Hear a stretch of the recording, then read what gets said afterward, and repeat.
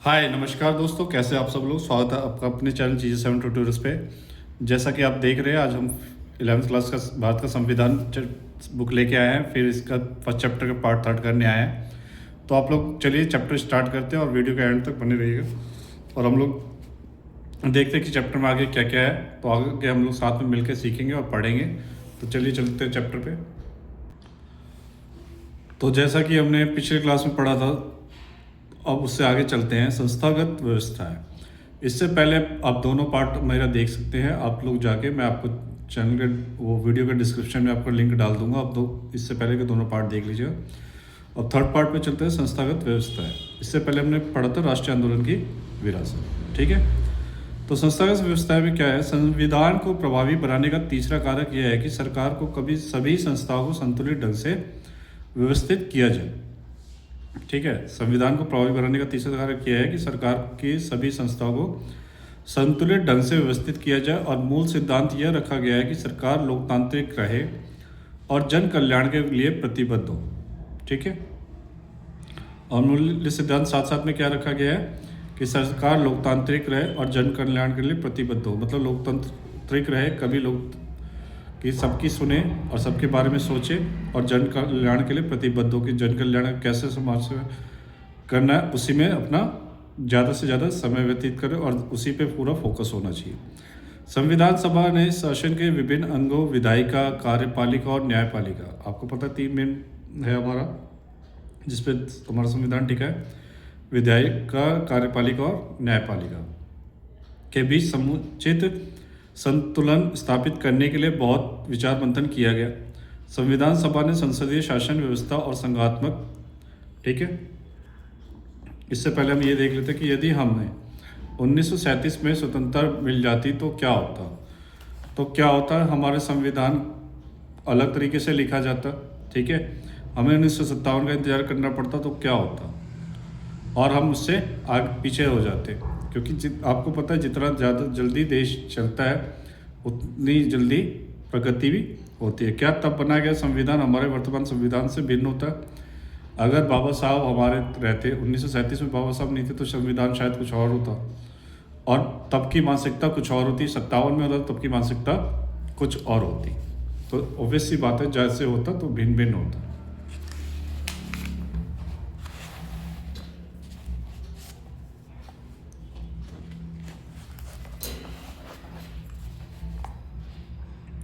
यहाँ देख सकते हैं आप उद्देश्य प्रस्ताव के प्रमुख बिंदु। भारत एक स्वतंत्र संप्रभु गणराज्य है। ठीक है। अब भारत ब्रिटेन के अधिकार में आने वाले भारतीय क्षेत्र, देशी रियासतों और देशी रियासतों के बाहर के ऐसे क्षेत्र से जो हमारे संघ का अंग बनना चाहते हैं का एक संघ होगा। ठीक है। तीसरा पॉइंट क्या है कि संघ की इकाइयाँ स्वायत्त होंगी और उन सभी शक्तियों का प्रयोग और कार्यों का संपादन करेगी जो संघीय सरकार को नहीं दी गई। फिर है संप्रभु और स्वतंत्र भारत तथा इसके संविधान की समस्त शक्तियाँ और सत्ता का स्रोत जनता है। चौथा नेक्स्ट पॉइंट है इसका, भारतीय सभी लोगों को सामाजिक, आर्थिक और राजनीतिक न्याय, कानून के समक्ष समानता, प्रतिष्ठा और अवसर की समानता या कानून और सार्वजनिक नैतिकता की सीमाओं में रहते हुए भाषण, अभिव्यक्ति, विश्वास, धर्म, उपासना, व्यवसाय, संगठन और कार्य करने की मौलिक स्वतंत्रता की गारंटी और सुरक्षा दी जाएगी। अल्पसंख्यकों, पिछड़े व जनजातीय क्षेत्र, दलित व अन्य पिछड़े वर्गों को समुचित सुरक्षा दी जाएगी। गणराज्य के क्षेत्रीय अखंडता तथा थल, जल और आकाश में उसके संप्रभु अधिकारों की रक्षा सभ्य राष्ट्रों के कानूनों और न्याय के अनुसार की जाएगी। फिर है विश्व शांति और मानव कल्याण के विकास के लिए देश स्वेच्छापूर्वक और पूर्ण योगदान करेगा। तो ये था उद्देश्य प्रस्ताव के प्रमुख बिंदु थे। ठीक है। अब जो हमने पढ़ा था अब उससे आगे चलते हैं। व्यवस्था को स्वीकार किया जाए और जो एक विधायिका और कार्यपालिका के बीच तथा दूसरी और केंद्रीय सरकार और राज्य सरकार के बीच शक्ति का वितरण करती है। ठीक है। जैसा कि आपने पढ़ा, विधायिका क्या काम करती है, केंद्र सरकार और राज्य सरकार के बीचों की शक्तियों का वितरण करती है कि सारे जो राज्य सरकारें होती है उनकी शक्तियाँ अलग होती है और केंद्र की शक्ति पूरे केंद्र पे मतलब पूरे देश पे काम करती है। अब राज्य की शक्ति पर्टिकुलर एक राज्य पे करती है, जैसे बिहार हो गया, बंगाल हो गया, असम हो गया। हर राज्य की शक्ति अलग अलग राज्यों पे अपने अपने राज्यों पे काम करती है। पर जो केंद्र है वो केंद्र शासित प्रदेश पूरा मतलब केंद्र की जो शक्ति है वो पूरे देश में कोई भी राज्य उन सब पे चलती है। अब चलते आगे कि शासकीय संस्थाओं को सर्वाधिक संतुलित व्यवस्था स्थापित करने से हमारे संविधान निर्माताओं ने दूसरे देशों के प्रयोगों और अनुभवों से कुछ सीखने में कोई संकोच नहीं किया। इसी प्रकार हमारे संविधान निर्माताओं ने अन्य संवैधानिक परंपराओं से कुछ ग्रहण करने से भी कोई परहेज नहीं किया। यह उनके व्यापक ज्ञान का प्रमाण है कि उन्होंने किसी भी ऐसे बौद्धिक तर्क या ऐतिहासिक उदाहरण की अनदेखी नहीं की जो उनके कार्य को संपन्न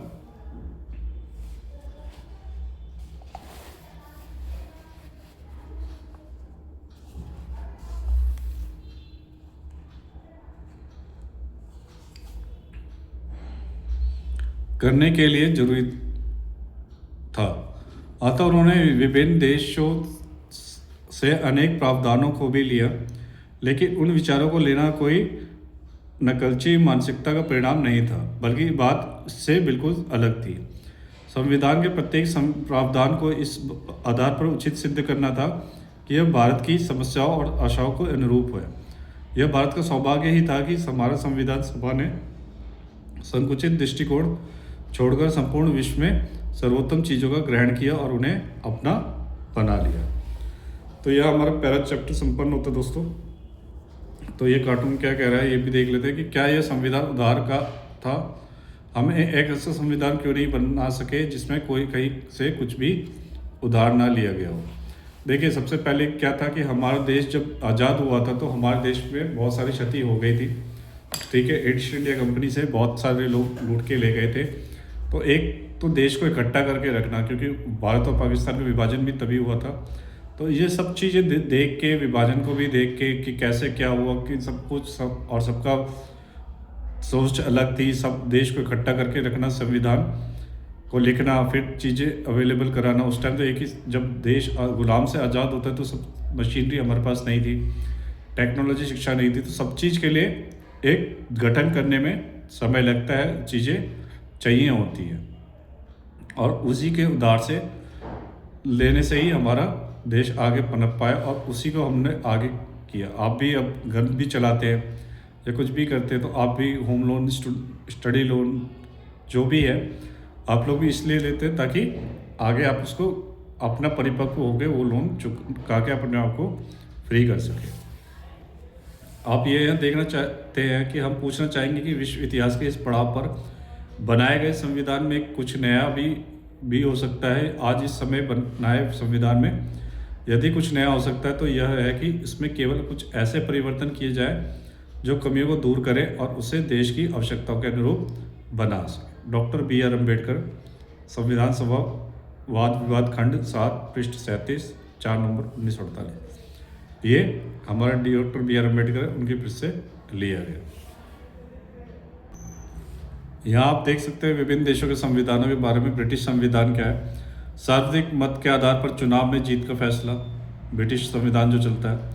तो जो ज़्यादा वोट ले आता है वही सरकार बनाता है। सरकार का संसदीय स्वरूप है, कानून के शासन का विचार है, विधायिका में अध्यक्ष का पद है और उनकी भूमिका है, कानून निर्माण की विधि है।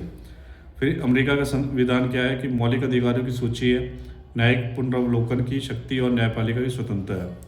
आयरलैंड का संविधान क्या है कि राज्य के नीति निर्देशक तत्व है। फ्रांस का संविधान क्या है? स्वतंत्रता, समानता और बंधुत्व का सिद्धांत। और कनाडा का संविधान क्या है? एक अर्ध संघात्मक सरकार का स्वरूप, सशक्त केंद्रीय सरकार वाली संघात्मक व्यवस्था और अवशिष्ट शक्तियों का सिद्धांत। ठीक है, और यार है निष्कर्ष क्या निकला इस चैप्टर का कि यह संविधान निर्माताओं को बुद्धिमत्ता और दूरदृष्टि का प्रमाण है और वे देश को एक ऐसा संविधान दे सके जिसमें जनता द्वारा मान्य आधारभूत मूल्यों और सर्वोच्च आकांक्षाओं का स्थान दिया गया था। यही वह कारण है जिसकी वजह से इतनी जटिलता से बनाया गया संविधान न केवल अस्तित्व में है बल्कि एक जीवन सच्चाई भी है। जबकि दुनिया के अन्य अनेक संविधान कागजी पोतों में ही दबकर रह गए। भारत का संविधान एक विलक्षण दस्तावेज है जो अन्य अनेक देशों, खासतौर से दक्षिण अफ्रीका के लिए एक प्रतिमान हो गया। 3 वर्षों एक संविधान बनाने की प्रक्रिया का मुख्य उद्देश्य ये रहा कि एक ऐसा संतुलित संविधान बनाया गया जाए जिससे संविधान द्वारा संस्थाएं अस्त व्यस्त या कामचलाऊ व्यवस्थाएं मात्र ना हो, बल्कि लोगों को आकांक्षाओं को एक लंबे समय तक संजोए रख सके। और आप पुस्तक के शेष भाग में इन व्यवस्थाओं के बारे में पढ़ेंगे। ठीक है, यहाँ पे आपका चैप्टर कंप्लीट हुआ। प्रश्नावली आप देख सकते हैं। और यहाँ तक हमारा पूरा चैप्टर कंप्लीट हुआ और जल्दी हम इसके क्वेश्चन आंसर भी कराएंगे और जल्दी इस पर सेकंड पार्ट भी लेके आएंगे। ठीक है, सेकंड चैप्टर भी स्टार्ट होगा। तो वीडियो पे एंड तक बने रहने के लिए धन्यवाद। जो भी पहली बार आए चैनल पे लाइक सब्सक्राइब जरूर करिएगा और शेयर जरूर करिएगा ताकि और लोगों तक पहुँच सके। चैप्टर के लेके स्टडी को लेके आप लोगों को जो भी क्वेश्चन है आप लोग कमेंट के माध्यम से मुझसे पूछ सकते हैं, या मेरे पे इंस्टाग्राम, फेसबुक, टेलीग्राम और व्हाट्सएप पे भी आप जोड़ सकते हैं। आपकी जो भी क्वेरीज है मैं ज़रूर पूरी करूँगा। कोशिश है, उम्मीद है कि आपको वीडियो पसंद आई होगी और वीडियो ज़रूर पसंद आई तो लाइक सब्सक्राइब जरूर कर दीजिएगा। मिलते हैं नेक्स्ट वीडियो में, तब तक के लिए धन्यवाद।